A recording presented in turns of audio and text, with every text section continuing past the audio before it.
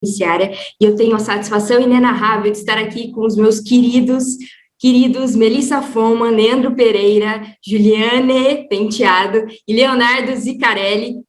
Sejam todos muito bem-vindos. Hoje falaremos sobre benefícios por incapacidade na nova Previdência, todos os desafios presentes e futuros. Agora eu passo a palavra para a minha queridíssima professora e coordenadora, Melissa Foman, que falará sobre o início, a história do Conexão Previdenciária.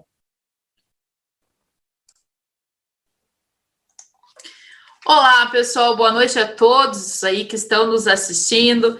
Agradecer imensamente a Fer pela condução dos nossos trabalhos nessa Conexão Previdenciária na terceira temporada. Agradecer também especialmente aos nossos convidados que estão aqui hoje, a doutora Juliane Penteado, doutor Leandro Pereira, doutor Leonardo Zicarelli. E agradecer a todos vocês que estão aí nos assistindo. A Fer me passou a palavra para nós falarmos um pouquinho sobre a história do Conexão Previdenciária, que chega à sua terceira temporada. Conexão Previdenciária, essa expressão conexão no direito previdenciário, ela foi cunhada expressamente pelo professor José Antônio Savares, que idealizou um modelo, um formato de conexão efetiva. Em que sentido? Antes mesmo da pandemia, conectar a todos e todas em território nacional e fora do território nacional. O professor José Antônio Savares, preocupado sempre em levar o conhecimento dele, dos convidados dele, da Escola da Magistratura Federal do Paraná, ele idealizou lá em 2019 o início da nossa conexão previdenciária, ou seja, ainda antes da reforma previdenciária, a fim de que todos, em todo o território nacional, fora dele, tivessem contato efetivamente com a excelência, com as discussões, os debates em direito previdenciário e com as mais diversas vertentes do direito previdenciário. O professor José Antônio Savares hoje não pode estar aqui conosco, o professor Érico também hoje não pode estar aqui conosco, então coube a mim aqui contar essa história que tem tudo a ver com o mestre de todos nós, que é o professor José Antônio Savares. E essa terceira temporada, toda a programação já foi montada, estruturada, os professores estão convidados e tenham certeza que se está chegando a terceira temporada é para replicar o sucesso das anteriores e transformá-la ainda mais. E por que a conexão previdenciária? Você saberá que na Conexão Previdenciária da Escola da Magistratura Federal do Paraná, todos os nossos grandes mestres passam por aqui, a começar por ele, Dr. José Antônio Savares, que já teve, né, Fer, Conexão Previdenciária Internacional, e teremos novidades também nesse sentido aí no decorrer deste ano. Eu devolvo a palavra a Fer e sejam todos muito bem-vindos à terceira temporada, nosso primeiro episódio da Conexão Previdenciária. Fer, a palavra é sua. Exatamente, prof, bem falado. O primeiro Conexão Previdenciária, a primeira temporada foi antes da reforma da Previdência, a segunda temporada foi pós-reforma da Previdência e durante a reforma da Previdência, e agora temos o pós-reforma, e é exatamente esse cenário pós-reforma, nova Previdência, que nós estamos hoje, e vamos conversar especificamente sobre benefícios por incapacidade. Então, iniciando a nossa temática, eu gostaria de provocá-los falando sobre o que vocês pensaram, o comentário inicial dos meus queridos convidados sobre o presente e o futuro dos benefícios por incapacidade na nova Previdência. Pode começar, prof. Melissa, aí primeiro as damas e a doutora Juliane também.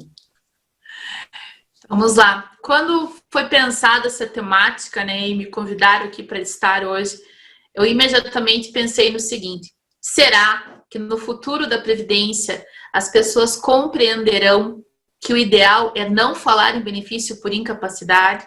Será que as pessoas compreenderão que o ideal é nós cuidarmos da saúde dos nossos trabalhadores, da nossa população, antes que eles precisem do benefício por incapacidade? Será que em algum momento as pessoas compreenderão algo que vários outros países já compreenderam, como o Japão, a Alemanha, Suíça e tantos outros, e antes que se fale, olha o que você está comparando, mas nós temos que nos comparar com o que há de melhor. Será que em algum momento entenderão aqui no Brasil que tratar de saúde pública é evitar custo com benefícios por incapacidade? Será que entenderão que tratar de saúde pública é evitar custos, inclusive com o nosso próprio SUS? E, por fim, também quero ver se nesse futuro dos benefícios por incapacidade na nova Previdência, se nós teremos aí a implantação dos ditos blockchains, para que nós possamos ter, sim, uma estrutura que funcione efetivamente em matéria de benefícios por incapacidade, como funciona em outros países do mundo, em que há um cruzamento efetivo de riscos à saúde, riscos à integridade física, danos de saúde, doenças, incapacidades e tantas outras conexões com a relação efetiva do seguro social aqui no Brasil com a nossa Previdência. Então, acho que a gente tem muita coisa por aí para se pensar aí e para provocar vocês, claramente, para não pensarem que isso é só no Brasil, tem aquele velhinho filme já, né, que a gente indica nas aulas, né, Fê? Fê já assistiu algumas aulas e viu indicando. Para você saber por que das minhas provocações e para não achar que eu comparei só com países como Alemanha, Japão, enfim. Veja na Inglaterra e veja que nem todos os países do mundo são perfeitos. Tem um filme que se chama Daniel Blake, assista e vocês perceberão que nós temos velhos problemas que já foram refletidos no velho mundo, só que eles estão aprimorando. E nós continuamos com velhos problemas, velhas soluções.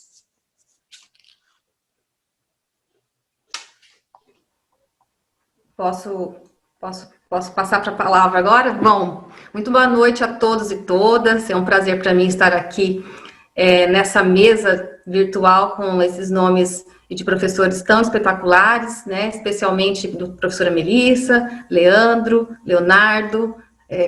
Não conseguia não falar diferente, mas Leandro e Leonardo, e a Fernanda, nossa querida moderadora aqui, nesse programa tão importante que é o Conexão Previdenciária.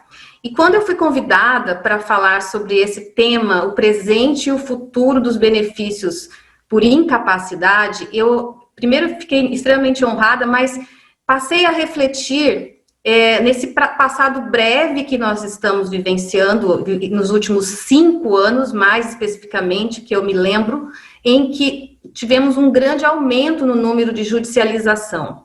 E a importância da relação da autarquia previdenciária com o cuidado com esses benefícios por incapacidade, que são os benefícios mais sensíveis que, de fato, nós temos dentro da esfera do direito previdenciário, e não combinamos, o que a Melissa falou, exatamente se comunga com o que eu penso, em que o cuidado da saúde pública, a importância que o Estado deve ter para a saúde pública. Nós temos uma saúde pública com uma legislação espetacular, um alcance imenso, de vacinação, por exemplo, que em outros países não se tem igual. Nós somos, até pouco tempo atrás, ainda campeões em matéria de vacinação. Nós temos aí um acesso que é, de fato, universal da saúde pública. Então, um estrangeiro residente do Brasil, pode se fazer uso da saúde pública, porém, ela não é eficaz.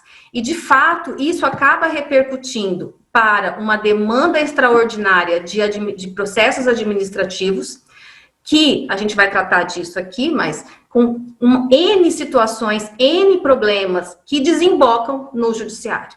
Então, é uma conta que nunca vai fechar e que acaba trazendo e proporcionando projetos, iniciativas do legislativo para conter esse funil, essa questão econômica que acaba atravessando por esse excesso de judicialização e esse excesso de demandas administrativas também, com ideias e inovações que temo eu ser um futuro não próspero para os benefícios por incapacidade, como nós trataremos eventualmente aqui, que é o projeto de lei 3914 de 2020.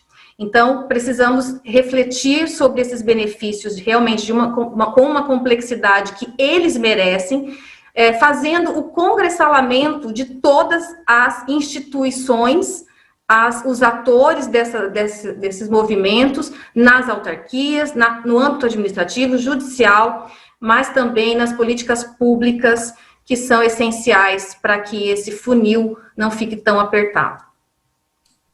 Bom, e dando sequência aqui, eu vou seguir o Leandro e Leonardo, né, por gentileza.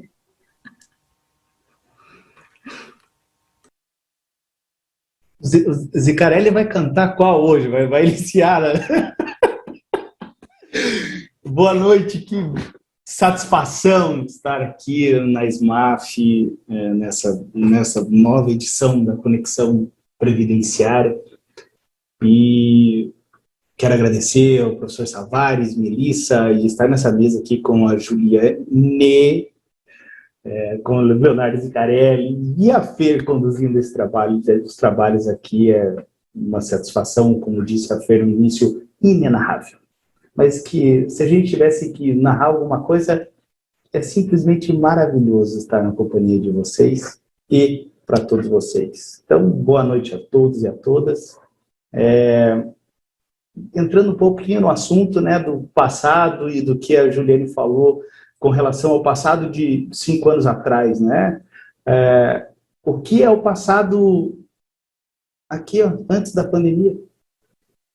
Como que houveram as mudanças, né, as mudanças que tivemos com relação à análise dos benefícios por incapacidade, as mudanças de simplesmente não mais realização de perícia presencial.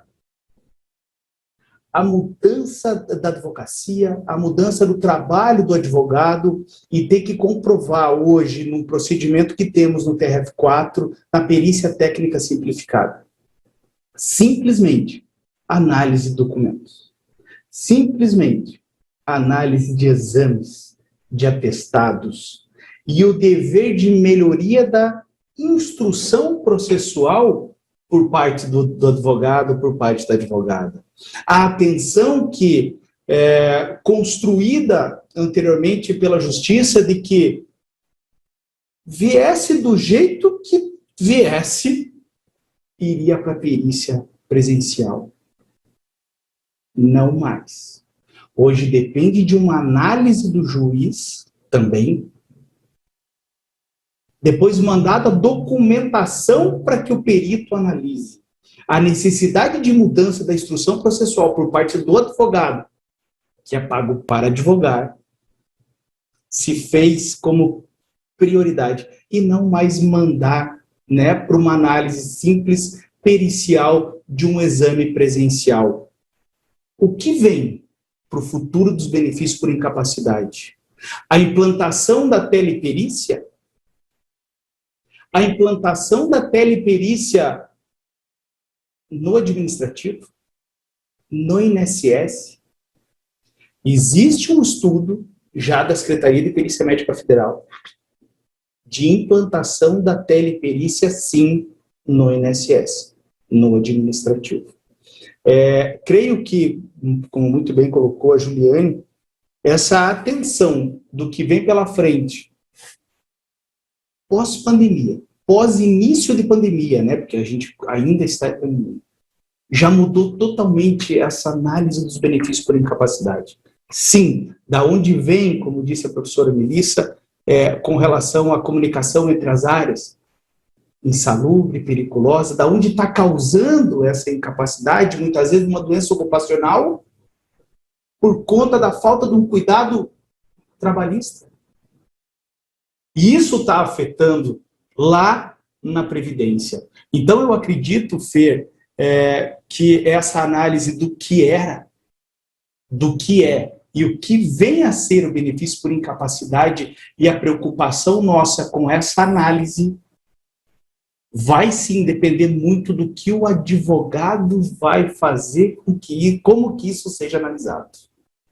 Da onde ele vem, como ele é analisado, como ele será analisado. A instrução processual, a advocacia dos benefícios por incapacidade se faz, da boa advocacia, se faz necessária. Então, eu acredito que num futuro cada vez mais trabalhoso para a advocacia, necessitando cada vez mais de atenção, tanto da sociedade, como da advocacia, como do judiciário, com relação aos benefícios por incapacidade, será cada vez maior.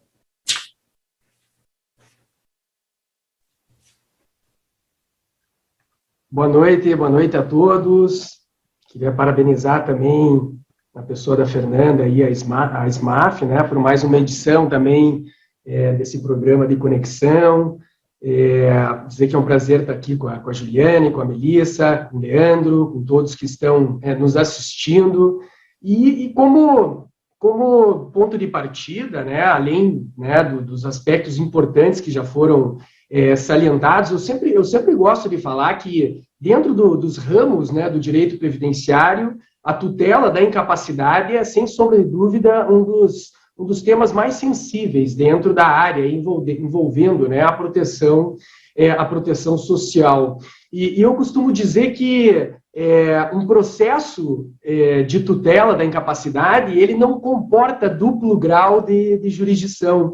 É um dos grandes temas, né, do direito previdenciário, que normalmente é uma chance só. Né? Você tem a chance naquela perícia, aquela perícia ela tem que dar o resultado que é buscado, né, pelo advogado dentro dessa perspectiva da tutela da incapacidade. A ideia de interpretação de questões de direito, que são bastante comum, né, nos outros ramos do direito previdenciário, não é algo peculiar ou singular no campo, né, da incapacidade. Então, é inevitável que a gente pense a proteção da incapacidade numa forma de transformar, de fato, e sempre evoluir no que diz respeito ao modelo do ato pericial, né? O papel dos atores envolvidos, o papel do julgador, o papel do perito, o protagonismo do advogado, que eu penso que deve ter mais espaço no ato pericial. A gente pode falar um pouco também sobre esse assunto, mas me parece também que alguns marcos teóricos estão em constante evolução e a gente precisa melhorar o entendimento sobre algumas categorias, como o que é incapacidade, efetivamente, para fins previdenciários, o que é atividade habitual, né, o que é efetivamente ciência médica. Será que a ciência médica é uma ciência exata em que o perito só vai reconhecer a incapacidade se estiver diante de uma situação inequívoca de incapacidade? Ou será que não há espaço aí para trabalhar com a ideia de juízos de probabilidade? Será que a gente não tem também que construir junto com os médicos peritos, junto com os julgadores também, melhor consolidar esse conceito da incapacidade em potencial, ou seja, aquela em que, uma vez devolvido um trabalhador para um ambiente hostil do ponto de vista, né, de risco ergonômico ou risco ocupacional, aquela situação não pode vir a se agravar ou aquela lesão ter uma remissão, né, com sintomas e tudo mais. A gente tem que trabalhar muito bem essas categorias, aproximar os peritos dos advogados, porque cada perito ele traz para dentro de um processo de investigação de incapacidade a sua pré-concepção sobre o que é incapacidade, o que é atividade habitual, e a gente precisa trabalhar isso em conjunto, para que não haja um prejuízo pro segurado. Também me parece que o modelo pericial, os aspectos processuais que foram colocados aqui, o uso de algumas ideias novas do Código de Processo Civil, valorizar melhor a prova emprestada, por exemplo, dada a multidisciplinariedade, né, da tutela da incapacidade, reforçar melhor alguns pareceres, dar mais valor a um parecer de um médico do trabalho, por exemplo, que conhece a realidade da rotina de trabalho e tem mais legitimidade para falar sobre riscos, né, hipóteses, né, de risco ocupacional e ergonômico. Então, me parece que o futuro ele está desenhado para uma mudança de papéis, uma mudança estrutural qualitativa no laudo pericial e uma mudança de comportamento geral para que a gente possa se adequar a esse volume extraordinário, né, que só aumenta a cada ano em relação à demanda que existe dos segurados junto à Previdência Social. Então, acho que ficou claríssimo, né, clarividente, que o futuro é complexo, né, cada vez mais complexo, e que os advogados, e todos aqui advogados, exige cada vez mais o nosso tecnicismo, né, e a nossa cooperação, seja no processo administrativo, seja no processo judicial, porque muitas vezes nós amadurecemos o processo administrativo, mesmo que não resolvemos lá, para levarmos para o judiciário mais trabalhado, enfim, as provas e seja um detalhamento dos benefícios por incapacidade. Bom, cada um aqui falou de temas que me saltaram aos olhos. Eu anotei todos, mas agora fazendo a jogada aqui para colocar para cada um deles, eu vou fazer o seguinte. Bom, querida doutora Juliane, eu gostaria que você falasse um pouco sobre prevenção. A prof. Melissa falou sobre a nossa estrutura, a preocupação sobre prevenção. Eu acho que é uma temática riquíssima para nós, porque o poder público, quando ele não trabalha com prevenção, isso repercute diretamente em outros gastos, né? Então, prevenção não é gasto, prevenção é investimento. Então, deveria ser visto dessa forma e muitas vezes não é. Excelente pergunta, e até a ponte que você fez foi com o que a Melissa falou e com o que o Leonardo falou também. Porque o Brasil ainda é um dos campeões não vou saber números, em acidentes de trabalho. A gente ainda tem um número muito grande de acidentes de trabalho. Aquilo que tem estatística, fora aquilo que não entra na estatística, porque é uma doença ocupacional ou uma CAT que não foi emitida ou coisa assim. A gente tem uma preocupação, o brasileiro, né, o Brasil como um todo, enquanto nação, enquanto Estado, muita preocupação com a economia da conta que vem depois. Nós não temos uma natureza de prevenção. O próprio direito previdenciário mesmo, eu também sou professora de graduação e a gente fala muito isso em sala de aula. Previdenciário vem de quê? De prevenir, de seguridade, de segurar, buscar o futuro. Então, nós ainda não temos nenhuma concepção real, acho que a nossa sociedade começa a pensar um pouco nisso, na verdade, um pouco tempo agora, talvez a reforma da Previdência tenha trazido um pouco esse despertar por conta das inúmeras modificações de regras, mas a nossa cultura ainda não se adequa a essa prevenção. Nós temos uma cultura muito imediatista, e isso acaba gerando também no aspecto econômico, industrial e comercial. O próprio trabalhador, então, ele se vê inserido nesse sistema capitalista que nós temos, que ainda é o melhor que nós conhecemos, né, que é onde nós lidamos nesse sistema capitalista, mas acaba que, por exemplo, nós tivemos uma reforma trabalhista ainda que ele fica à mercê também de circunstâncias que ele também não pode escolher. Paralelamente às questões de acidente de trabalho, nós temos a questão de saúde pública no nosso país, que não é bem parametrizada, no sentido de política pública mesmo, de atuação eficaz. Quando você pega, por exemplo, um prontuário, eu acho que esses dias atrás eu estava vendo uma live de um médico dizendo o quanto que os sistemas não se conversam. Os sistemas não são os mesmos. Cada município tem um tipo de sistema. Isso já é um fator. Nós que trabalhamos no escritório de advocacia previdenciária, a gente tem o nosso sistema de gestão e hoje quem não tem um sistema de gestão não consegue mais trabalhar. E a gente ainda tem municípios que não possuem um bom sistema para emissão de prontuários. Nós estamos numa era da internet, né? Eu já sou cringe, já falaram aqui de cringe. Eu já sou eu não sou cringe, eu sou a geração velha, eu brinco, né? Não sou nem X, nem eu sou geração velha. É inadmissível que o sistema não esteja se conversando. Então, esse é um primeiro fator, é uma questão de sistema. A questão também de profissionais da saúde que atendam também todos os 4 cantos, também é um fator de problema. Isso de fato acontece porque os médicos, nem todos querem ir para lugares mais longínquos, nem todos os lugares têm, mas é um problema que o Estado tem que ver como um todo. Então, nós temos a questão municipal, estadual e federal. A atuação de consultas, por exemplo, para psiquiatria. Não sei se alguém aqui já tomou algum remédio controlado ou alguém que está nos ouvindo. Se você vai tomar um remédio psiquiátrico, ele pode dar um sintoma para Maria e para o João outro, para o mesmo diagnóstico. Uma pessoa que depende de SUS, por exemplo, ele fica à mercê de consultas que demoram mais de 6 meses, muitas vezes, para serem marcadas. Ou seja, esse acompanhamento eficaz, de saber se essa pessoa está tendo uma melhora. Então, eu estou falando de uma questão que é a psiquiatria, porque os campeões hoje, as doenças mais diagnosticadas, estão sempre associadas também com uma questão psiquiátrica. A gente tem muita questão ortopédica, muita questão reumatológica e psiquiátrica. Há tempos atrás, eu fiz uma pesquisa aqui na minha região, só na minha região de Mato Grosso do Sul, nas agências daqui, para saber o número de benefícios por incapacidade concedidos de acordo com faixa salarial. A gente até teve acesso recentemente pelo IBDP, uma lista dos 10 últimos anos, mas eu tive isso há uns anos atrás.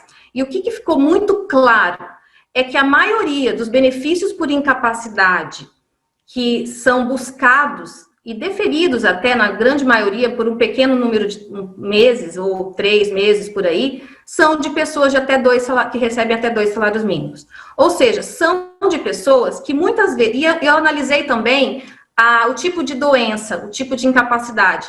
A mesma incapacidade de uma pessoa que recebia até 2 salários mínimos, ela vai para o INSS buscar um benefício por incapacidade, porque ela não teve um atendimento preparatório, preventivo e nem, como é que chama quando a gente faz o tratamento em si, né, durante a incapacidade, durante o tratamento da doença. Ela fica incapacitada porque ela não teve atendimento.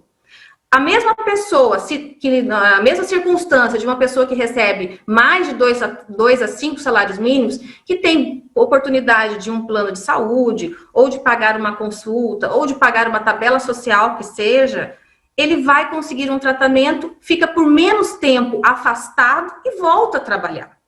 Então, enquanto o Estado não observar as coisas de uma posição macro, e não apenas na parte, no âmbito que está perdendo dinheiro, ou seja, está esvaindo aquele dinheiro, aquele recurso para financiar esses benefícios, essa bola vai aumentar. E nós temos uma tendência a isso realmente virar uma desarmonia social, se esse ponto não for melhor observado enquanto governabilidade, políticas públicas, enquanto Estado. Sim, com certeza, né? Prof, pode falar, prof. Melissa, por favor. Eu vou ter que pegar o gancho da Ju, que falou brilhantemente, porque eu só quero pegar o gancho final ali da Ju, já te passo a palavra e volto. Isso que a professora Juliane falou é de extrema relevância. Eu sou puquiana, né? Sou filha da PUC Paraná, e na PUC Paraná, desde a nossa base da graduação, nós estudamos análise econômica do direito. E isso que a professora Juliane está falando é exatamente isso. Na análise econômica do direito significa dizer alguma coisa que as pessoas confundem com interpretação econômica do direito. Não é interpretação econômica, é análise econômica do direito. E é algo que o previdenciarista, e aqui pode ser o previdenciarista, o advogado, o magistrado, pode ser o defensor público, quem atua com o direito previdenciário, tem que conhecer essa área, né? Tem que conhecer a análise econômica do direito. Por quê? Porque a partir da análise econômica do direito que vocês conseguem questionar algumas questões que já foram aqui debatidas na questão da conexão. Como, por exemplo, quando o professor Zicarelli falou da questão do processo, da questão da condução das perícias, da participação do advogado, da questão dos peritos, o professor Leandro de como que é feita, né, toda essa mensuração administrativa, e agora a professora Juliane falando sobre essa preocupação com o pré-incapacidade. E eu vou dar um exemplo, que é um estudo, depois eu vou colocar ele no chat para você que está nos assistindo, isso aqui só na SMAF Paraná que você tem, eu vou colocar ele no chat para vocês, um estudo que foi feito do impacto quando teve uma redução de tributação para a indústria de motocicletas. E daí as pessoas foram lá e começaram a comprar motocicletas, aquilo aumentou o volume de acidentes, naturalmente com as motocicletas, aumentando o volume de acidentes com a motocicleta, aumentou o volume de pessoas se socorrendo do SUS, aumentando o número de pessoas se socorrendo do SUS, aumentou o número de pessoas querendo benefício por incapacidade no INSS. Então vejam que são tomadas de decisões que por vezes não partem necessariamente do cidadão, às vezes podem ser políticas de Estado, que tem que ser muito dosado. E a análise econômica está aí para resolver isso, né? Para você pensar qual é o reflexo de cada uma das suas condutas. E uma das condutas que mais impacta nos benefícios por incapacidade é exatamente duas que a professora Juliane trouxe ali. Uma, que é o cruzamento das informações, que é o blockchain, ou seja, quando você consegue ter um sistema no blockchain, você consegue ter esse cruzamento de informações e acompanhar a saúde do seu povo, É o exemplo da França, né? A pessoa consegue ter um acompanhamento da saúde daquela pessoa. A Alemanha vão lá na casa da pessoa, vê lá a pressão da pessoa, enfim. Isso é blockchain funcionando, ou seja, cruzamento de informações, para que você consiga saber o que está acontecendo com aquela pessoa. E o segundo ponto é por que você se preocupa daí com a saúde antes de dar o problema, né? Com a prevenção e não com o tratamento. Por causa de uma das coisas que o professor Diego Henrique Schuster coloca em uma das suas obras maravilhosas, quando ele fala de meio ambiente do trabalho. Toda vez que você investe em política de prevenção, o custo estatal reduz. E, naturalmente, o custo estatal aqui estamos falando, custo para o INSS, custo do SUS e custo judicial. Só que isso, como a professora Juliane disse, né, depende de um olhar do todo e não do olhar parcial. E, infelizmente, o que tem acontecido na área previdenciária, principalmente, é o olhar parcial, é olhar o INSS e não olhar o que está por trás do todo.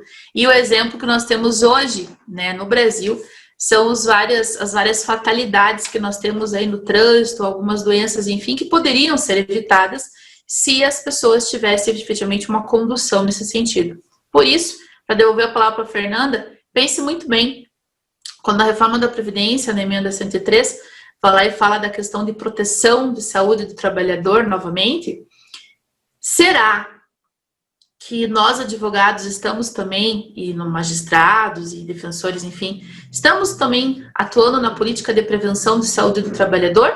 Ou será que nós estamos acolhendo passivamente que a incapacidade é a nossa forma de atuação? Será que nós não teríamos que, como advogados previdenciários, atuar no antes, atuar na exigência de políticas de prevenção e não de repressão? Pensemos talvez nisso, talvez nós tenhamos que repensar a nossa interdisciplinaridade, não atuarmos só na consequência, mas evitarmos a consequência. Fer, devolvendo a palavra aí.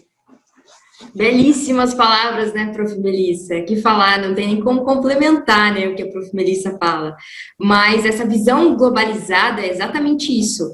Cada vez mais a sequência, a complexidade do mundo em que vivemos, a sociedade que vivemos, ela é globalizada. Então, o que acontece na China chega no Brasil, por exemplo, o Covid-19. Então, não tem como uma coisa aqui não influenciar na outra, como a professora falou das bicicletas. Imagina que aquilo teve consequências nos acidentes. Então, está tudo relacionado e cada vez mais complexo. Exatamente por isso, por toda a nossa relação, inclusive como atores do processo administrativo e judicial, que a professora Melissa falou também, para atuarmos também na prevenção, mas para atuarmos também nas perícias, para sermos participantes da perícia, não é mesmo? Como cooperadores no processo. E eu queria dar a palavra para o Leandro comentar sobre a participação do advogado na perícia e durante o ato médico.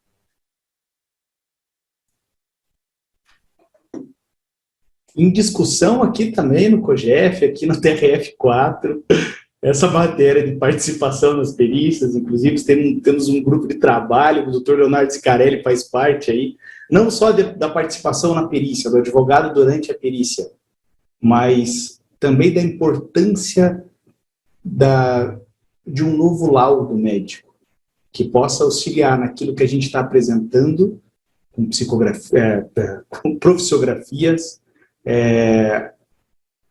o Código Internacional de Funcionalidade, a CIF, e que venha auxiliar o juiz na análise daquele caso. Nós tivemos caso do juiz que entrou até no grupo de trabalho, o doutor Picarelli, contando uma situação que, com aquele laudo que foi apresentado, ele não teve condições de julgar o caso.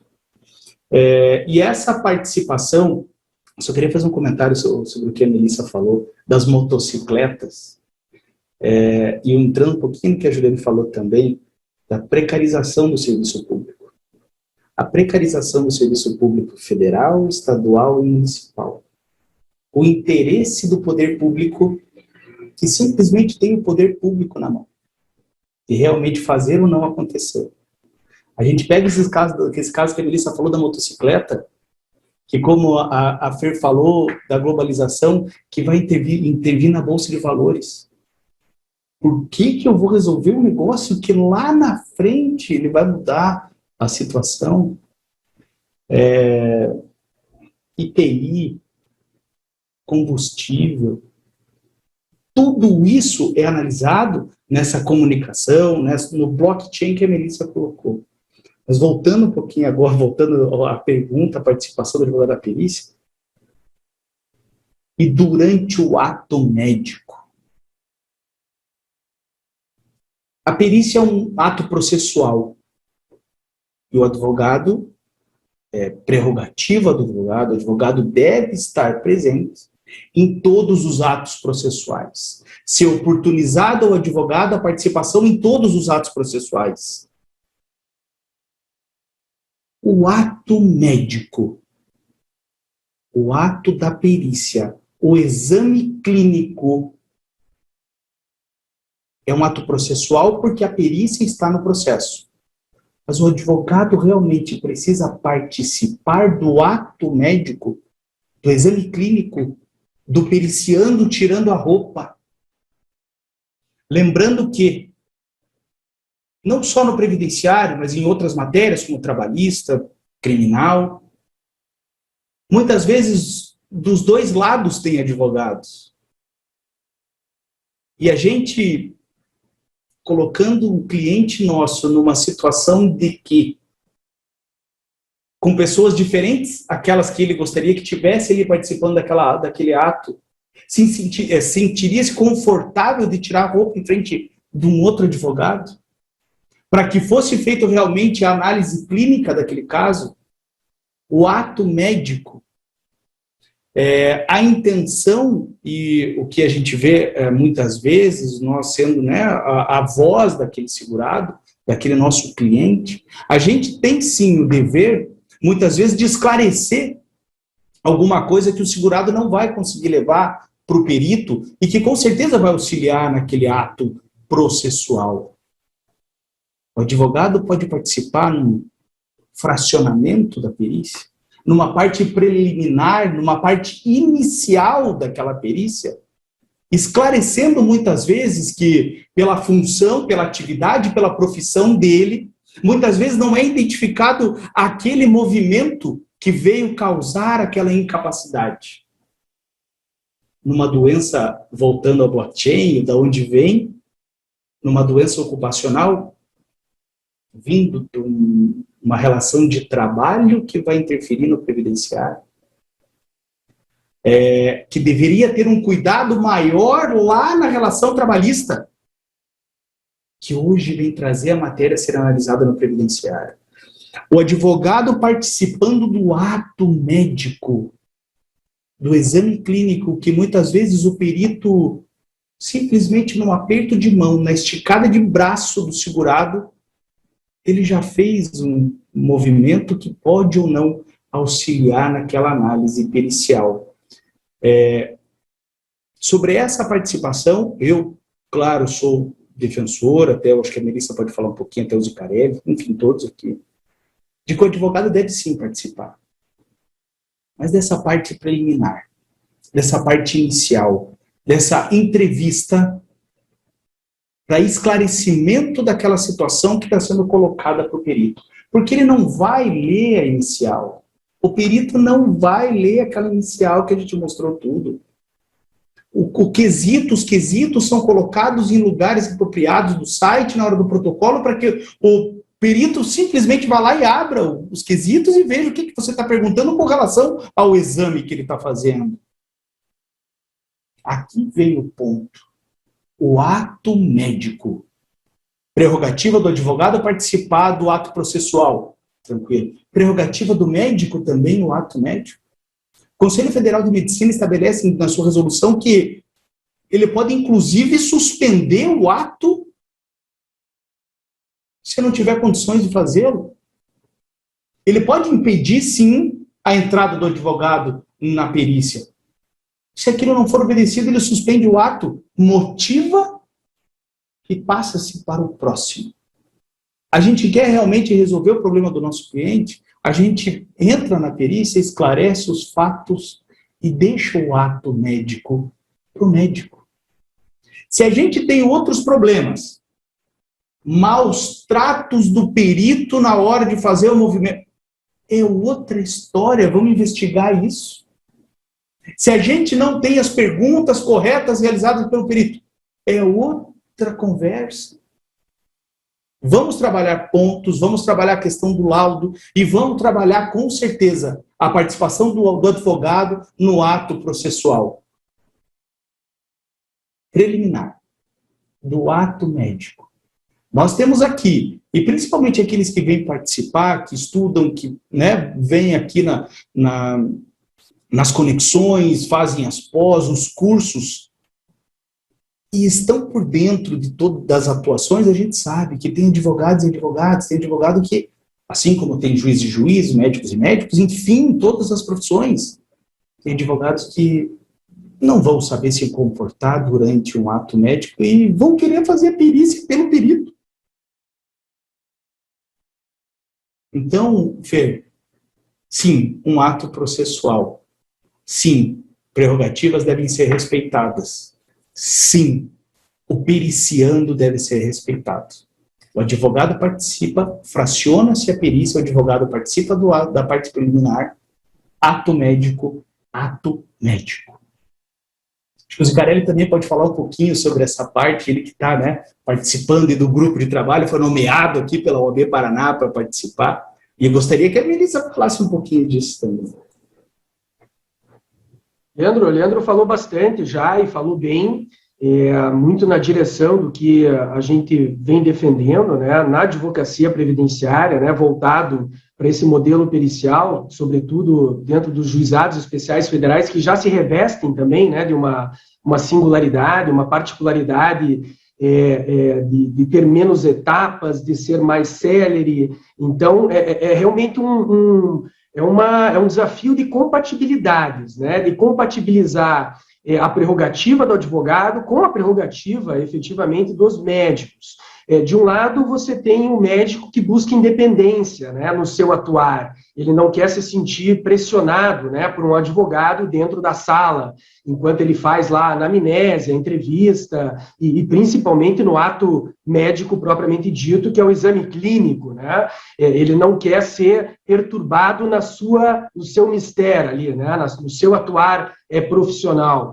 Mas, por outro lado, tem, sim, a prerrogativa do advogado, que deve ser a voz do segurado, né? Sobretudo de pessoas carentes, né? De pessoas muitas vezes tímidas, né? Que não sabem expor, esclarecer aspectos que podem ser decisivos dentro de um processo que, como eu disse anteriormente, não está sujeito a um duplo grau, né, de jurisdição, é uma chance só. Então, se não for exposto dentro do ato pericial questões relevantes, sobretudo questões jurídicas, que seriam aquelas questões da profissiografia, da rotina de trabalho, de algumas categorias jurídicas que a gente mencionou, como atividade habitual, como a amplitude, né, do conceito de incapacidade, se isso não for reforçado naquele momento que é decisivo, que é a rainha das provas, o processo acaba naufragando mais tarde por um prestígio, de repente, somente da prerrogativa médica. Então, o desafio não é nem 8 nem 80, é a gente buscar uma solução, uma alternativa aristotélica ali para que, de fato, o advogado possa ser também protagonista. Dentro daquilo, Fernanda, que você falou, o Código de Processo Civil, ele traz, né, a cooperação das partes como grande fundamento aí de evolução, né, do processo civil brasileiro como um todo. E a gente precisa entender e fomentar que não há adversários entre advogados e peritos e assistentes técnicos e julgadores. Todos estão ali para buscar a melhor solução para o caso concreto e a mais justa, sobretudo quando a gente está tratando, né, da tutela da incapacidade, do direito previdenciário, de alguém que está submetido a um risco social, incapaz para o trabalho, não está provendo o seu sustento da sua família. E é uma chance só, então a gente precisa, de fato, encontrar uma compatibilidade nesse modelo pericial. A gente está defendendo isso, defendendo uma participação, de fato, preliminar, para que o advogado possa, naquele momento, expor as questões decisivas do ato pericial para que elas sejam enfrentadas. Porque não é o fato do advogado estar no ato pericial. O problema é o perito médico enfrentar as questões centrais do processo. Essa é a questão. A visão está no papel do perito, não na presença necessariamente do advogado. O advogado, ele precisa ter algum grau de participação para que o perito enfrente aquele confronto da patologia com a atividade habitual. E como ele não tem o tempo necessário, como a remuneração é baixa, como a demanda é muito grande, é uma linha de produção, a gente está vivendo, de fato, um momento de superlotação do judiciário e a necessidade de achar, junto com a transformação digital, junto com tantas ferramentas novas, aí, equacionar, né, toda essa grande linha de produção, a gente precisa enxergar o lado do outro mesmo, precisa enxergar um pouco da prerrogativa médica também, mas, acima de tudo, a gente precisa enxergar o segurado. E se é o segurado, em última análise, aquele que merece a justa proteção, ou melhor, o devido processo legal, o justo processo, com a plenitude da defesa e do contraditório, me parece indispensável que o advogado tenha, assim, uma participação. A gente tem até falado nesse grupo de trabalho que essa participação do advogado ela pode ser até virtual. Como que ela seria virtual? O advogado pode gravar um vídeo, por exemplo, e fazer o upload desse vídeo no processo eletrônico para que no momento do ato pericial o perito escute o advogado.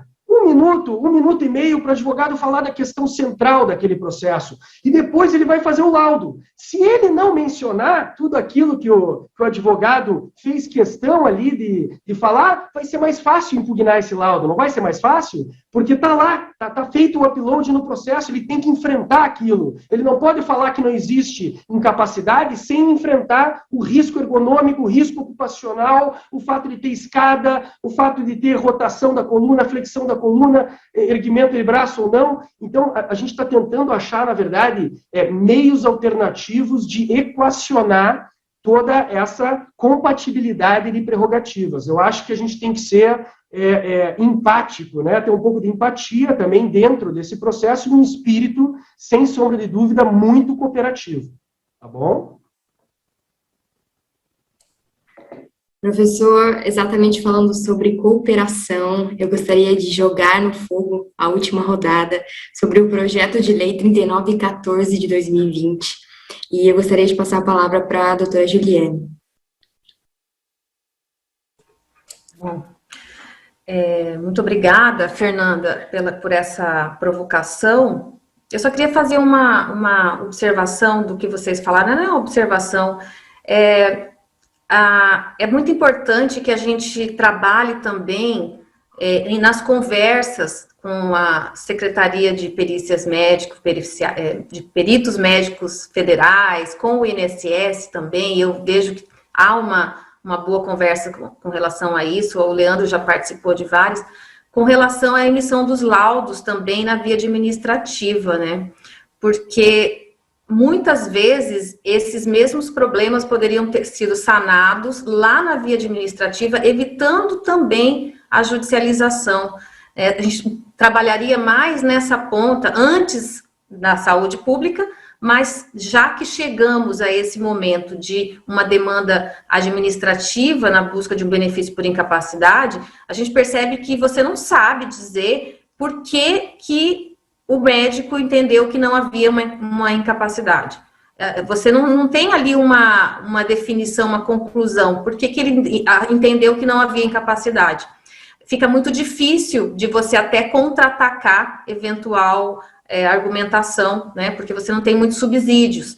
Essa também é uma situação que poderia ser resolvida por uma comunicação melhor entre os sistemas, uma gestão operacional mais adequada. Só fazendo essa observação que me veio aqui agora nesse recorte.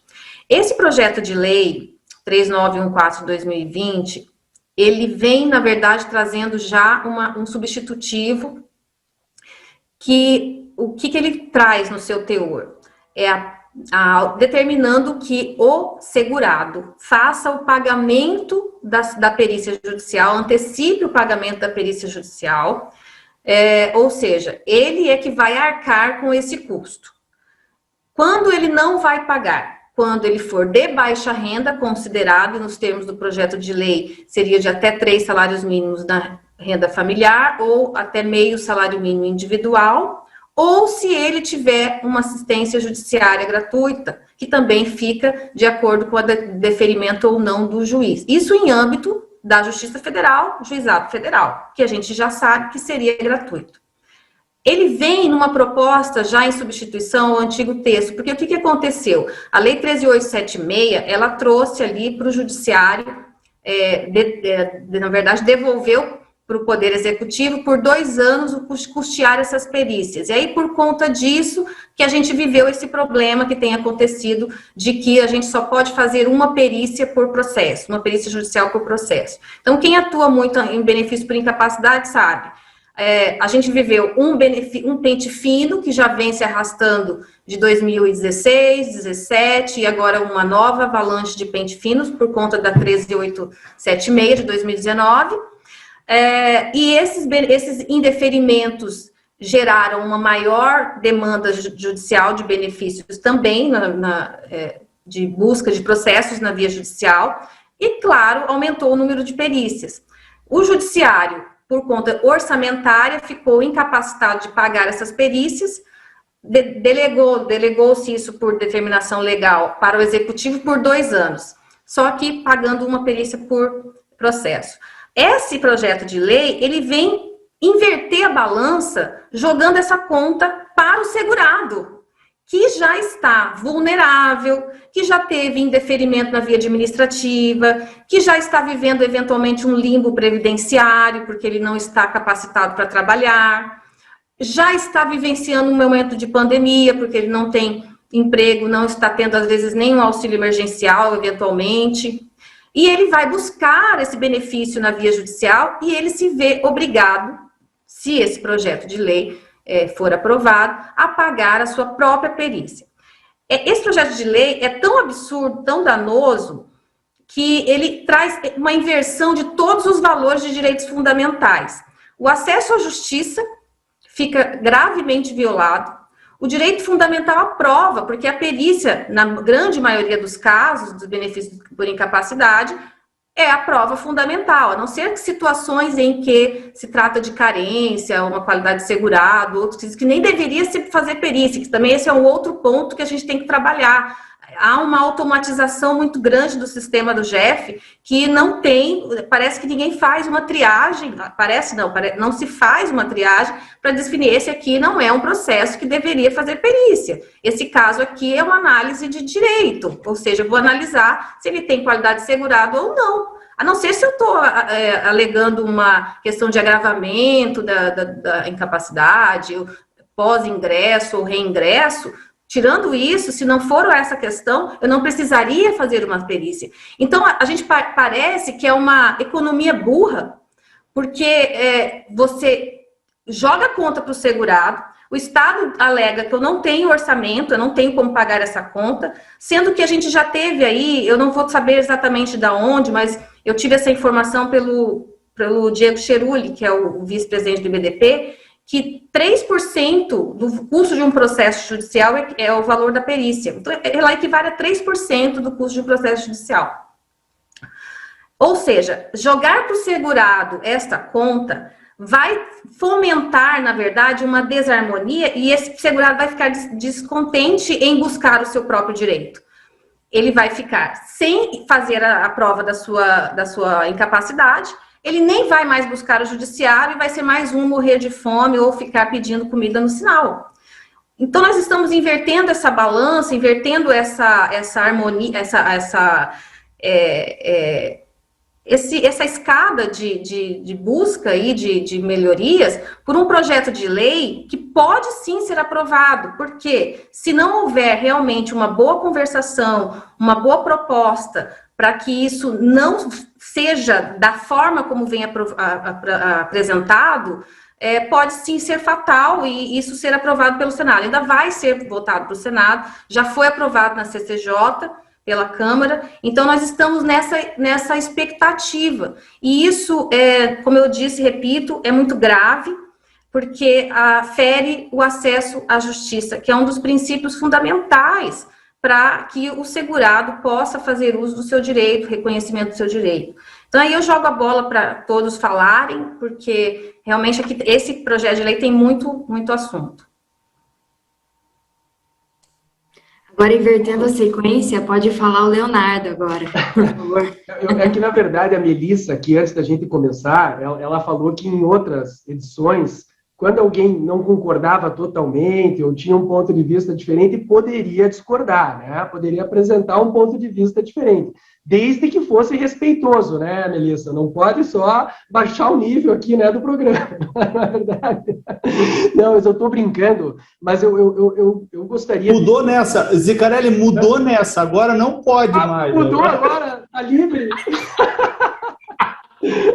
Não, mas eu gostaria aqui, Juliane, de fazer um contraponto, sabe? Eu acho que a gente está aqui, né, num espaço também para fomentar um pouco esse debate, né? Eu acho muito importante, inclusive olhando, por exemplo, pelo lado dos institutos, né, que defendem um direito previdenciário sempre muito próximo do aspecto social, da solidariedade, da proteção social, do melhor interesse, né, do segurado, e naturalmente os institutos se opõem, né, de forma veemente, né, a um projeto que busca terceirizar, né, o financiamento de um ato pericial, por exemplo, nos juizados especiais federais. Mas, assim, eu acho que, acho que dá para discutir isso, né? É possível exigir que alguém pague uma perícia dentro de um processo? Eu acho que é possível. Eu não vejo o acesso à justiça como um direito absoluto, universal e gratuito, né? A gente tem, na verdade, uma experiência, e hoje em dia, cada vez maior dos tribunais, na justiça comum, na justiça do trabalho, definindo critérios, né, de acesso à justiça e de justiça gratuita também para o jurisdicionado. E assim, o que eu penso é que, normalmente, né, em regra, o segurado que busca a tutela da incapacidade, ele está sem trabalho, porque é quase que um pressuposto, né, fático de que ele não esteja trabalhando. Se ele não está trabalhando, ele está sem renda. Então, ele já automaticamente se enquadrou na isenção, né? Ele já não vai ter que pagar essa perícia. Mas vamos imaginar que talvez ele faça parte de um grupo familiar cuja renda seja superior a 3, 4 mil reais. E me parece que talvez no campo ali da política pública, da estatística, da exposição de motivos, né, de um projeto de lei, me parece que se pretende talvez coibir aquela situação em que as pessoas têm condição de pagar e estão buscando o judiciário gratuitamente, sem eventualmente custear um ato que poderia. Eu acho que a gente tem que discutir o seguinte: o critério de quem deve e não deve pagar. Eu acho que aí eu concordaria 100% com você. Eu acho que quem não tem condições de pagar, e a gente tem que definir esse critério, não pode ser obstada, né, a entrar, a ingressar em juízo. Mas eu diria que esse projeto de lei me chamou muito a atenção por um outro aspecto, que parece que é aquela situação em que o juiz é facultado ao juiz devolver o segurado para a administração pública, caso ele não tenha ingressado com recurso administrativo, não é isso? Para o CRPS. E aí eu vou te dizer que não tem o menor cabimento. Porque o CRPS hoje, que seria a segunda instância administrativa, ela não existe para fins de tutela da incapacidade. Então, ou primeiro corrige o modelo pericial administrativo, para que ele seja, de fato, válido, legítimo, completo, com preenchimento de um verdadeiro laudo e não só de uma resenha de um prontuário ali que eles fazem, que não se explora absolutamente nada da atividade, da profissografia, da rotina de trabalho. Enquanto não corrigir isso, devolver ele para fazer um recurso administrativo, quando a gente sabe que está... Eu já participei de conselho na Previdência Social e a gente tinha acesso aos dados do recurso administrativo e do êxito desse recurso administrativo na área da incapacidade. E era de 0,2%. a situação que se revertia o recurso em casos de incapacidade. E, normalmente, quando se reverte, não é questão de incapacidade, não é uma questão médica, é uma questão de qualidade de segurado, de não enquadramento de uma doença grave e, por conta disso, não teria carência. São outras discussões. Então, aí sim, nesse aspecto, sim. Mas eu só quis passar um pouco, né, desse ponto de vista, que eu acho que é possível custear a perícia. A gente tem que debater em que situações que, de fato, isso vai ser legítimo. É um ponto de vista que eu coloco aí para devolver aí a palavra para você, Fernando, tá bom? Pode seguir já para o Leandro, que já está se mexendo na cadeira. Pode.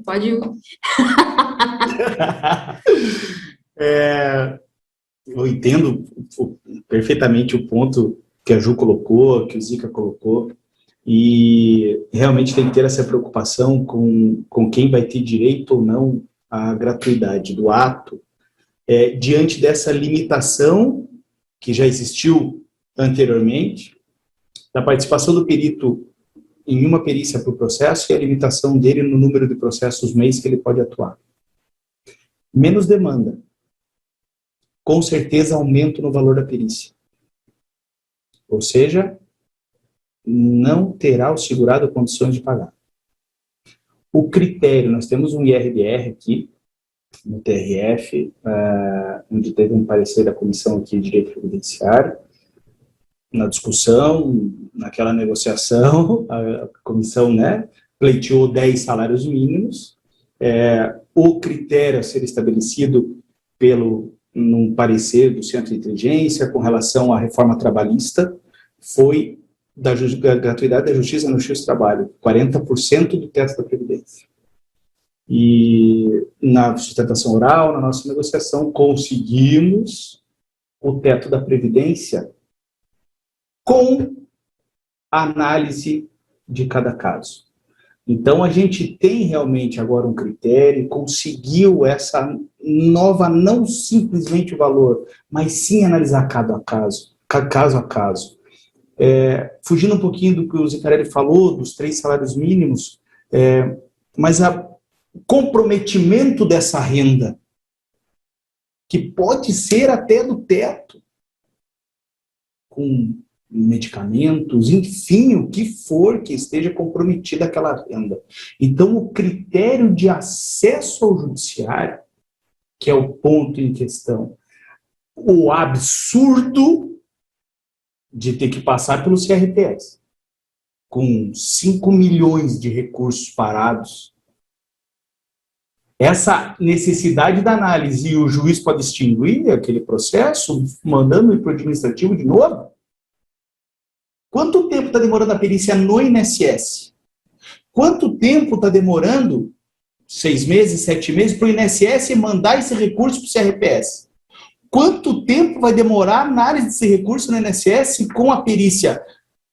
E outra, a perícia do administrativo é realizada pela Secretaria de Perícia Médica Federal, daquela que foi criada, cliente da Perícia Médica Federal. Ou seja, é o mesmo perito da mesma casa que vai analisar no administrativo e que também vai analisar no CRPS. Não pode. É uma segunda análise, é uma segunda instância. Lá atrás, a gente já fez um apontamento de que, quando se passou o pagamento da Perícia Médica Federal para o Executivo, do Judiciário passou para o Executivo, onde houve aquele atraso de mais de 1 ano e meio do pagamento dos honorários periciais, o que afastou e não traz perito até hoje para a Justiça Federal. Quem paga o perito lá do INSS e do CRPS é o Executivo. O Executivo que está pagando do Judiciário, que é todo o problema criado nesse projeto de lei no substitutivo. Ou seja, logo, a Justiça Federal, como o perito é pago pelo Executivo, vai poder usar o perito também lá da Perícia Médica Federal? Aí eu vou ter uma perícia feita pelo administrativo no INSS, usado o mesmo perito, o mesmo perito usado no CRPS, e o mesmo perito utilizado pela justiça? Espera aí. Realmente, hoje foge um pouquinho. Nós já tivemos um recurso que a gente conseguiu correr atrás aqui, foi protocolizado por um deputado Bom Gás, lá do Rio Grande do Sul. Foi um recurso para a plenária, ainda na Câmara dos Deputados, o que a gente vai ganhar um pouco mais de tempo para análise desse projeto de lei, ainda na Câmara dos Deputados. Como a Juliana colocou, foge um pouco agora, porque no Senado a proposta era que fosse aprovado já em 2 semanas. Então, a gente, né, o AB aí, enfim, os institutos também, correndo atrás aí da parte política da coisa. No sentido com deputados, com senadores, oposição, situação, líderes de oposição, líderes de situação, para que seja olhado um pouquinho mais a fundo. A questão não é só a realização da perícia, como está sendo colocado por alguns institutos também de perícias.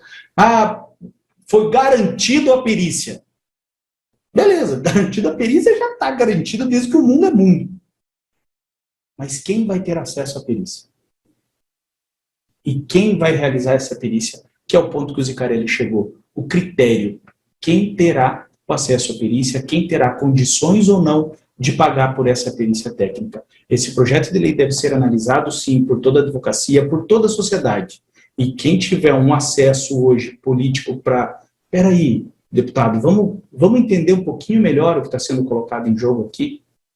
Vamos entender um pouquinho melhor quem vai ter direito, quem vai ter acesso a essa perícia, quem vai ter acesso ao judiciário diante desse projeto de lei. Concordo com os dois lados. Fer, aquela tesourinha para cortar o microfone do Zicarelli na próxima rodada, se tiver.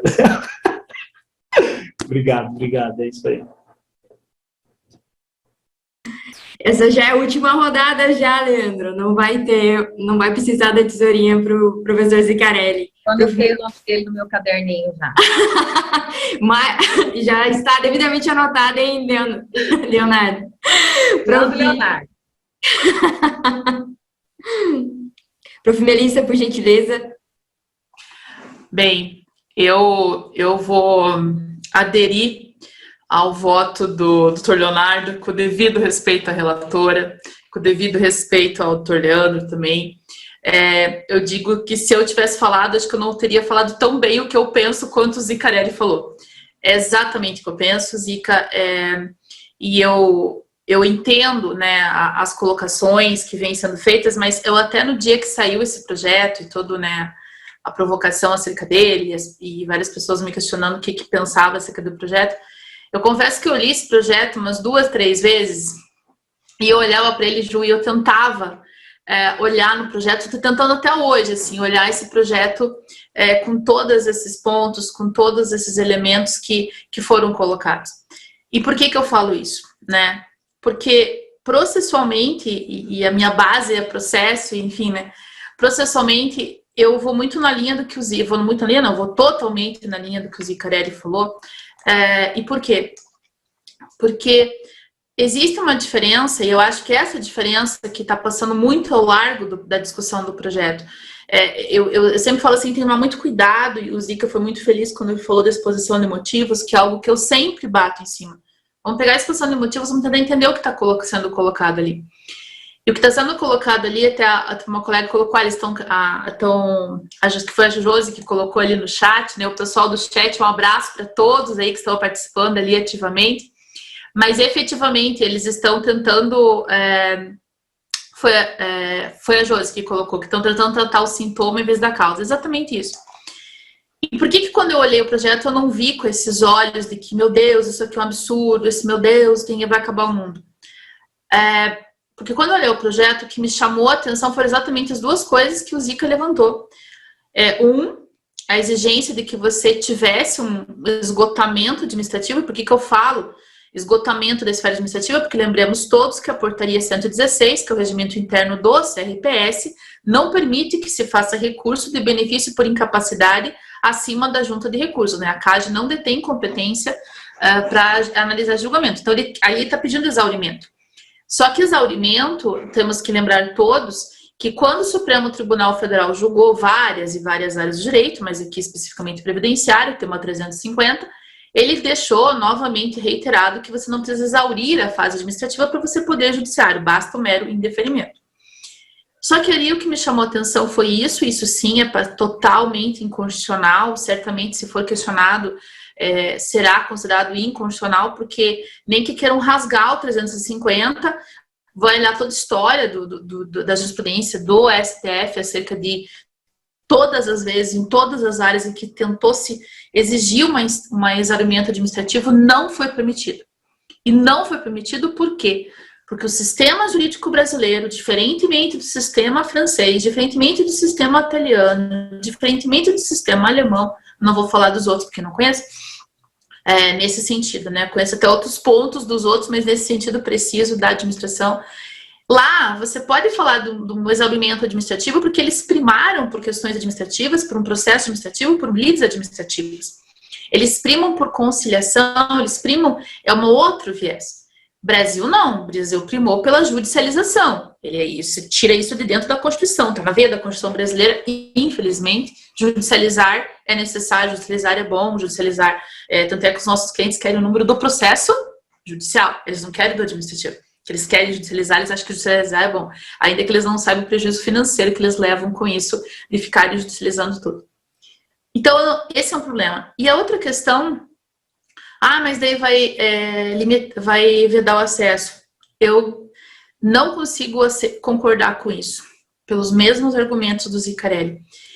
E acresço mais aqui, Zica, eu vou tomar a liberdade de acrescer mais 2 pontos aqui, tá, Zica? É que está sendo feita uma baita confusão entre assistência judiciária gratuita e justiça gratuita.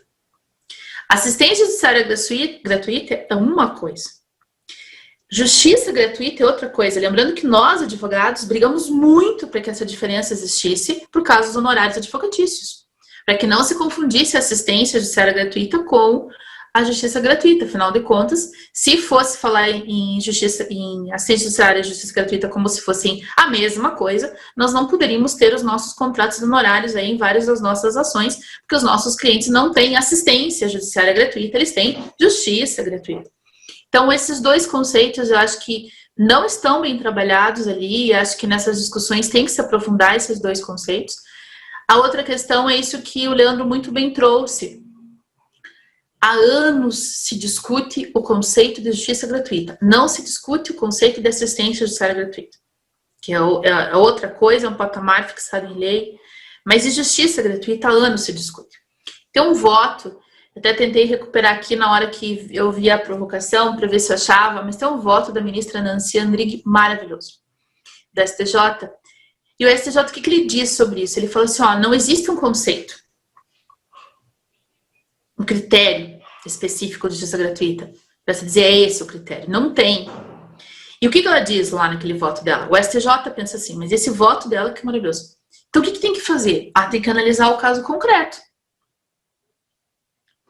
Para ver se no caso concreto você consegue extrair daquele caso concreto elementos que convençam que aquela pessoa efetivamente não tem condições de pagar a demanda, enfim, as custas que ele envolve.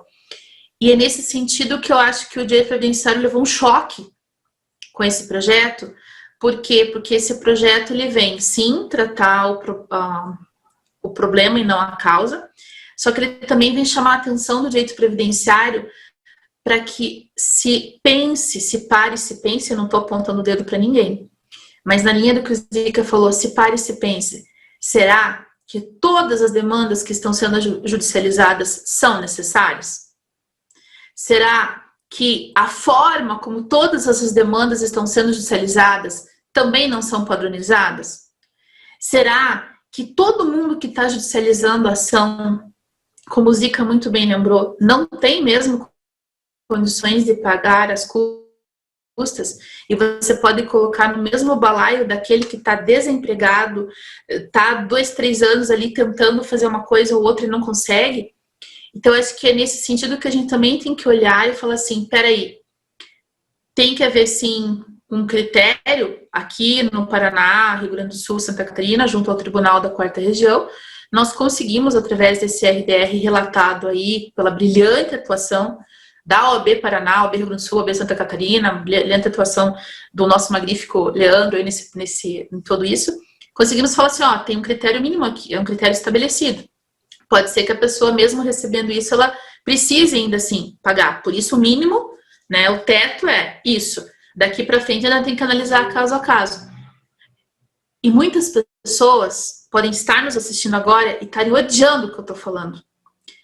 E falando assim, não tem que ter nenhum critério, porque não pode cobrar. Lembre-se sempre de um ditado, né, que tem um livro do direito, que eu digo que é o melhor livro do direito, que é a Arte da Guerra. Falo, mas esse livro não é do direito? Ele é do direito. Ele diz assim para você, se você comprar uma briga em que você não saiba qual é o meio termo que você quer chegar, saiba que você perderá a briga. E é isso que a gente tem que lembrar que acontece muito na advocacia previdenciária. Às vezes que é o todo, não aceita discutir o que se considera o menos, que na verdade é o meio termo, o razoável, razoabilidade, proporcionalidade, e acaba perdendo o todo. Então, por isso que eu vou tomar todas as vênias possíveis, mas eu adiro totalmente ao voto do Zicarelli ali, porque eu acho que tem que ter algumas coisas que nós temos que repensar efetivamente na questão da justiça gratuita, porque muitas pessoas acharam lindo quando saiu aquele relatório do CNJ, né? Direito previdenciário, maior demandado do país é o INSS. E daí eu achei tão triste aquilo, né? Era digno de chorar. Você falou assim, puxa vida, se ele é o maior demandado do país, quem perde é a sociedade. Então a gente tem que olhar isso, né? Como que a sociedade está se portando. E, já que fui provocada, eu vou devolver a palavra para a Fer, né? Mas com relação à participação dos advogados das perícias médicas. Eu tenho um parecer meu e do Zica, feito a 4 mãos, esse parecer, que virou um voto daí aqui no Conselho Pleno da OAB, acho que é 2015, né, Zica, 2014 que a gente fez, e que a gente fez essa proposição, sim, de que a perícia fosse bipartida. Em primeiro momento, como o Zica muito bem colocou, o advogado participa com quesitação, sanando dúvidas do perito, a parte jurídica, a profissiografia, o que está acontecendo, nananana. Quando chega na parte que é o exame, o toque, o levantar a mão, o tirar a blusa, a roupa, o agachar, levantar, aí afasta-se dali o advogado. E é nesse sentido a nossa convocação, e é isso que o Leonardo falou, o Leandro falou, e que a gente vem falando já há muito tempo, que é bipartida a perícia. Então não é nem o nada, que é a não participação do advogado em nada, e nem o tudo, que é participar do início ao fim, então inclusive da hora que tira a roupa, põe a roupa, enfim. Mas participar, como o Zica muito bem colocou ali, fazer bipartida essa perícia, e na linha do que a Ju colocou, trazer para essa perícia aí o viés da advocacia participativa, o viés da advocacia que não seja aquele de combate. Nós temos que lembrar que a advocacia de guerrilha não existe. Temos que lembrar que a advocacia de combate não existe. O que existe, o que tem regido hoje as grandes discussões são a conciliação, a arbitragem, são institutos que para alguns podem parecer tão longe, mas que no Brasil cada vez mais se tornam necessários para que a gente consiga construir algo melhor aí na sociedade. Então, agradeço aí a palavra, sei que posso ser xingada, né, Zica, aí pelas colocações, mas fiquei tão feliz na hora que eu vi que o Zica, porque no dia, eu vou até fazer um parênteses aqui, até passei por alguns colegas assim, falava assim, colegas bem chegados, desculpa, mas eu não consigo ler isso daqui que estão falando daí. Por quê? Eu falava, porque eu tô vendo tal coisa. É verdade, né? Eu falei, então, e eu fico muito feliz, Zica, um jovem como você. Eu tava me achando, como é que vocês estão falando que agora, Ju, que você falou? Hã? Cringe. Eu tava já me achando esse troço aí que me chamaram no início aqui. Vocês não sabem dos bastidores o que acontece. Me chamaram desse negócio aí. Luiz me chamou disso. Daí eu fui procurar o que era. Tava me achando já, sabe? Pós-velha já. E daí eu fiquei tão feliz quando vi o Zica aí na sua jovialidade me dizer que eu não estou tão obsoleta ou vendo coisas onde eu não vi efetivamente. Fer, devolvo a palavra aí. Eu preciso só fazer um apêndice aqui. Eu acho que nós estamos falando a mesma coisa. Na verdade, eu me preocupo muito com essa questão de do critério de como está colocado no projeto de lei, porque penso eu que é um critério muito pequeno. Eu não sei se foi o Leandro que falou, 3 salários mínimos, 3 mil e poucos reais, eu acho que ainda é um critério muito pequeno. Então, eu entendo que esse projeto de lei, da maneira como ele está assim, ele fere o acesso à justiça. Porque a grande maioria das pessoas não vão ter R$250 para pagar a perícia. Isso vai fazer falta para a sua renda familiar. Então, nesse ponto, sim. E sim, com certeza que o projeto... Eu não falei disso na hora que eu fui provocada pela Fer, eu não falei do ponto da questão do interesse de agir, né, esgotamento da via, que realmente é o absurdo dos absurdos desse projeto. A coisa mais...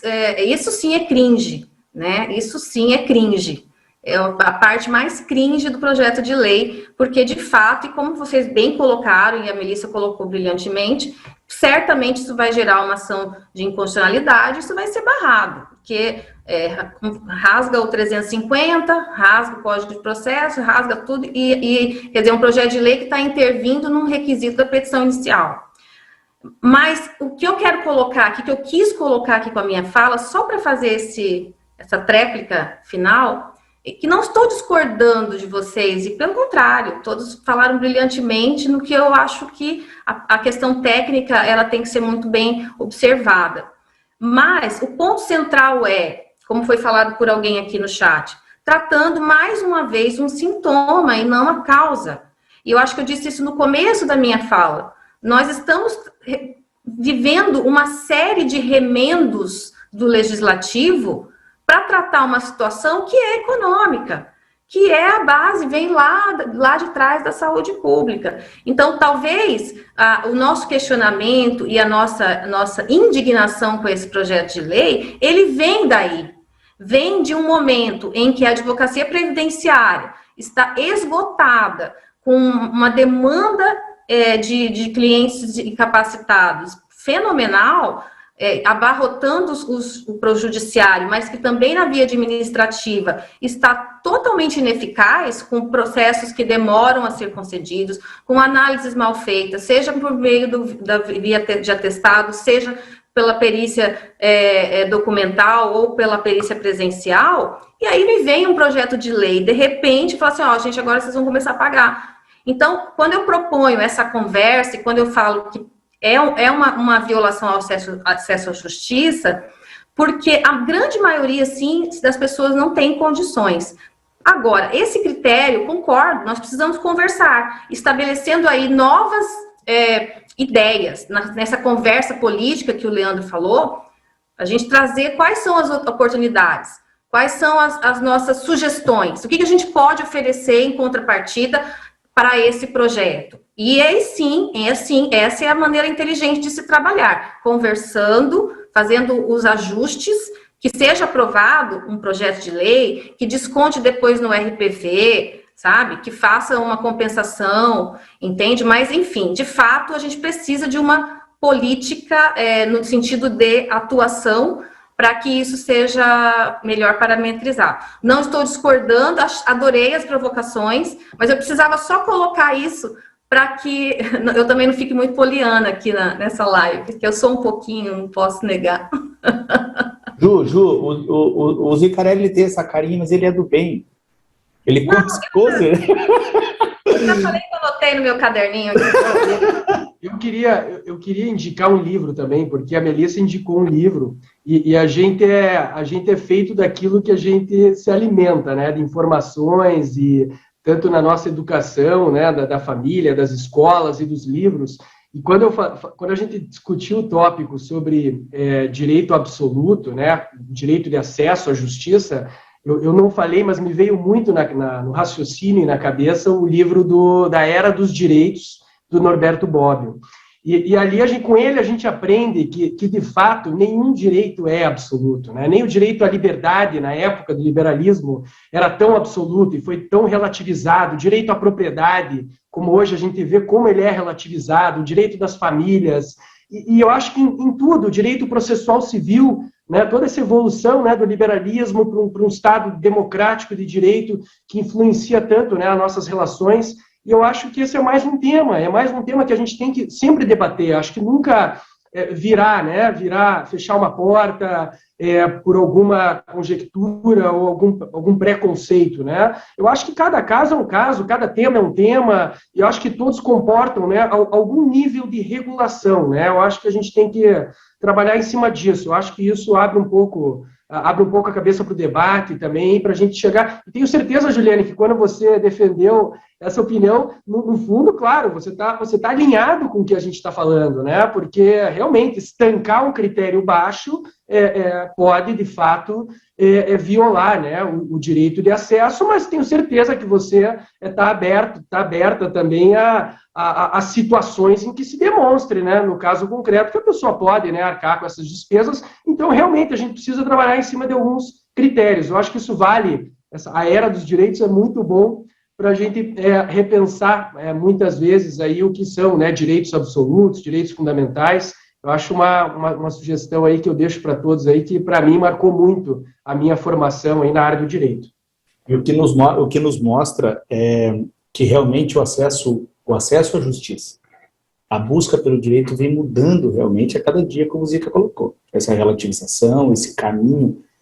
Veja, a reforma trabalhista diminuiu extremamente o número de demandas, a busca, porque era algo assim incontrolável. E a Justiça Federal também entendeu que isso estava ocorrendo. Infelizmente, nós temos, como eu falei, numa outra situação aqui ainda, juízes e juízes, médicos e médicos, advogados e advogados. Nós temos, e foi colocado num parecer, no IRDR que a gente comentou, que eu não sei se dá para a gente colocar no chat do YouTube ali o número do IRDR, nós temos um parecer, obrigado, Melissa, um parecer do Centro Nacional de Inteligência da Justiça Federal, onde um dos argumentos deles foi o número de processo, de demandas, sem nenhuma mudança daquilo que já foi avisado e foi improcedente. Sem um processo, sem um exame, sem um atestado, sem nada diferente. E nós temos muitos colegas, infelizmente, que atuam dessa maneira. E a justiça está, de alguma maneira, estabelecendo esse critério para que aqueles que realmente não tenham condições ou tenham seu ganha-pão já comprometido, não perca esse acesso, essa análise do seu direito. Claro que esse critério precisa ser melhorado. As inconstitucionalidades, elas serão vistas e revistas, mas o critério realmente, concordo com a Ju, precisa ser melhorado, está muito baixo. No nosso parecer, que a gente conseguiu aqui nesse RDE, foi de 10 salários, claro, na negociação, a gente entra alto para ganhar o meio termo. Já está no teto da Previdência Social, que, para mim, se não tiver comprometido, lógico, é um bom critério, 6.300 e poucos reais ali que a gente tem de teto. Por que não? Não consegue pagar 250 de uma perícia? Vai aumentar um pouquinho o valor da perícia, diminuindo a demanda? Vai, mas não vai para 2.000, 3.000 reais uma perícia. Não. Realmente, quem tem acesso? Quem realmente está buscando aquele direito? E a mudança do direito, a mudança de análise, a necessidade de uma melhor instrução processual vindo a cada dia. Juízos 100% digitais, o INSS e suas automações vai exigir cada vez mais da advocacia. Isso aí. Exatamente, no Conexão nós temos réplica, tréplica, quádruplica, não para, né? Assim, um vai falando em cima. É isso mesmo, é para ser uma conversa, e foi mesmo, riquíssima conexão previdenciária. Eu quero agradecer muitíssimo por estarem aqui. E, Prof. Melissa, eu acho maravilhoso as falas dela, porque ela entra com respostas, mas ela nunca finaliza com resposta, ela sempre finaliza com pergunta, né? Ela arguições e ela não para, e exatamente por isso, prof, por estimular esse pensamento crítico jurídico que foi feito aqui no Conexão Previdenciária, não trazer respostas prontas, justamente isso é o novo direito previdenciário, né? O pensar criticamente o sistema, não só modelos, por gentileza, isso é quase um palavrão aqui, falar em modelos. E eu gostaria de devolver a palavra para a Prof. Melissa para falar justamente das pós-graduações aqui da SMART Paraná, que seguem essa linha da nova previdência, do direito crítico, o previdenciário cheio de perguntas e questionamentos necessários. Obrigada, Fer. Bem, antes de eu falar um pouquinho das pós, estamos encerrando aí a nossa conexão, eu quero só complementar ali a fala da Ju com o Zicarelli, e principalmente na parte que o Zica lembrou muito bem do Norberto Bobbio, o exemplo de que nós não podemos dizer que existem direitos absolutos, né? O grande exemplo que existe na área previdenciária é quando as pessoas falam assim, porque isso viola o princípio da vedação do retrocesso social. Quando o próprio autor desse princípio, que lembrando já deixou de ser princípio a partir do momento em que ele disse o que eu falaria agora, ele veio e disse que em 2007, né, numa publicação portuguesa e posteriormente que veio ser publicado também aqui no Brasil, ele veio e disse o seguinte, que não existe um direito absoluto à vedação do retrocesso social, porque a vedação do retrocesso social comporta, sim, análises no caso concreto de acordo com a sociedade. O que significa isso? Quando o Canutilho cunhou o princípio da vedação do retrocesso social em 1976, uma publicação de 77, vamos entregar aqui nossa idade, né, Ju? Nós estávamos, né, gritando na maternidade naquele momento e ele publicava o livro, né? E ele falava da vedação do retrocesso social em um contexto histórico de Portugal que deve ser estudado, em que momento aquele princípio foi cunhado. E aquele contexto histórico ele foi mudando, até que chega 2007. Quando chega 2007, vem a grande crise econômica em Portugal. A Corte Constitucional Portuguesa ela tem que reanalisar vários dos direitos, dentre eles direitos sociais, dentre os direitos sociais, direitos previdenciários. E então se tem naquele momento a revisitação do princípio da vedação do retrocesso social, dizendo-se que sim, ele comportaria adequações a cada caso concreto, que ele não era uma verdade absoluta, e daí dentro da teoria principiológica, a partir do momento que ele não é absoluto, ele deixou de ser um princípio, se transformou numa regra. Aqui no Brasil é um exemplo clássico, né? O pessoal continua chamando do princípio da vedação do retrocesso social. E quando se vai aos estudos, né, de quem cunhou isso, o próprio Canutilho, em 2007, faz uma publicação aqui no Brasil também, falando, olha, na verdade eu já disse que não é absoluto isso daqui, tá? Então parem de dizer que é absoluto. Então é muito nessa linha do que o Zica colocou, que a Ju colocou, que o Leandro colocou. Cuidado com dizer que existem verdades absolutas, porque não existem, e não existem direitos absolutos. O exemplo disso é a interlocução que nós tivemos hoje aqui. Olha a riqueza dessa interlocução com a riqueza do que a Ju trouxe, com o que o Zicarelli trouxe, com o que o Leandro trouxe, e eu ali dei umas pitadinhas, mas olha a riqueza do debate desses três grandes jovens que constroem, que estão propagando o direito, que estão construindo aí esse novo direito previdenciário. E, falando de pós-graduação, quero chamar a atenção de vocês que nós temos aqui na SMAF Paraná duas modalidades de pós-graduação. A pós-graduação em Regime Geral de Previdência Social, coordenado por aquele que é o mestre de todos nós, José Antônio Savares, que terá início a nova turma dia 13 de agosto. Anota aí na sua agenda.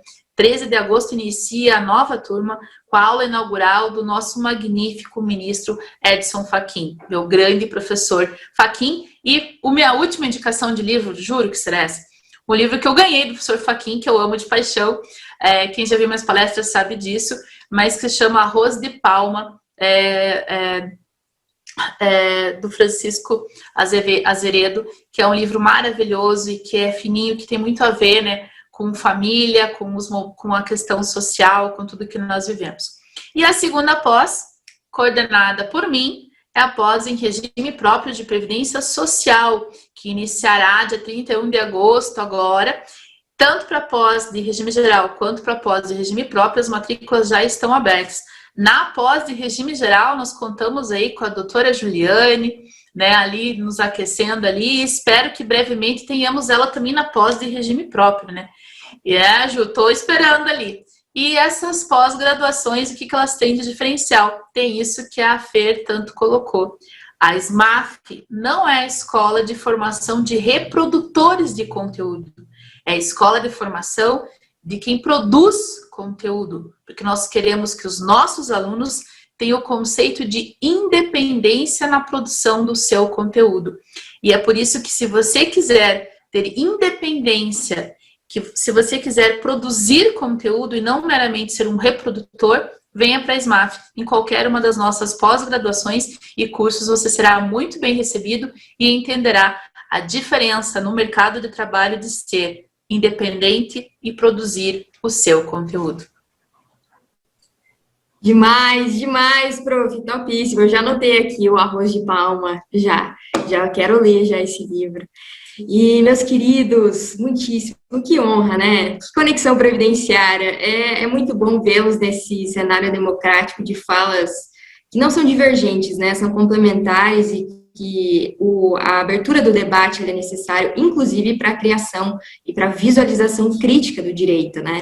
É uma alegria, sem dúvida, estar aqui. Muitíssimo obrigado pela presença de todos. Vocês podem ver aqui. Aliás, eu devo agradecer especialmente ao professor Érico Santos pela minha presença aqui e pontuar a sua ausência aqui, né? A minha presença aqui, mas a sua ausência. Isso, aqui, ó, a Melissa até levantou a mão. Isso aí também já está devidamente colocado na sua falta, senhor Érico Santos. Quero aqui chamar a atenção, inclusive, estamos nós aqui, né, nesse debate aqui caloroso, benefício por incapacidade. E aquele que idealizou a retomada do Conexão Previdenciária para a terceira edição provocou. Cadê ele? Então, lembra aquela pegadinha, onde está o Oli? Então, onde está o professor Érico Santos? Ele nos provoca para retomar a conexão previdenciária. Mas onde ele estará no mundo? Eu e Fer sabemos. Mas será que vocês sabem? Isso fica aí como provocação. Fica no ar essa ausência do professor Érico, mas já está devidamente anotada a sua pauta, professor, não esqueceremos disso. E eu gostaria de dizer que essa conexão previdenciária também está disponível no Spotify, estamos lá, SMAF Paraná no Spotify também, que o presente e o futuro dos benefícios por incapacidade na nova Previdência foi devidamente invocado aqui nessa conexão previdenciária, e que nesse riquíssimo debate, ele começa aqui. O prof. Melissa bem falou, o início da nova temporada, agora a terceira temporada pós-reforma, começa aqui nesta quarta-feira e se segue nas próximas quartas. E quarta-feira que vem temos mais um Conexão Previdenciária especialíssimo, mas é uma surpresa a temática e também os participantes. Então acompanhe nas redes sociais, no Instagram, SMAF-PR, para que vocês saibam as próximas programações. Novamente, satisfação inenarrável estar nesta mesa aqui. Falo só constelações, né? SMAF Paraná só tem professores só estrelas, né? Junta-se é uma constelação. Muitíssimo obrigada realmente por estarem aqui. Muito obrigada por todas as interações no chat aqui, todos os alunos e queridíssimos que estavam conosco. E é isso, meus queridos. Uma boa noite a todos. Se quiserem dar o tchau de cada um de vocês, dar um tchau caloroso. Eu acho que a gente tinha que deixar a Ju dar um tchau caloroso, porque ela está no lugar caloroso. Então, acho que ela tem que dar o tchau, entendeu? Bom, gentileza, Ju. Eu dou tchau, então, caloroso, apesar de que aqui não está caloroso ultimamente, Melissa. Aqui tá bem frio, mas mesmo assim o nosso coração aquecido aqui com essas maravilhosas falas de todos vocês. Muito obrigada. Eu vou colocar no meu currículo Lattes que eu participei desta live com vocês. Um abraço a todos vocês. Muito obrigada a quem acompanhou no chat, gente. E um beijo no coração de todos vocês. E tchau, até a próxima.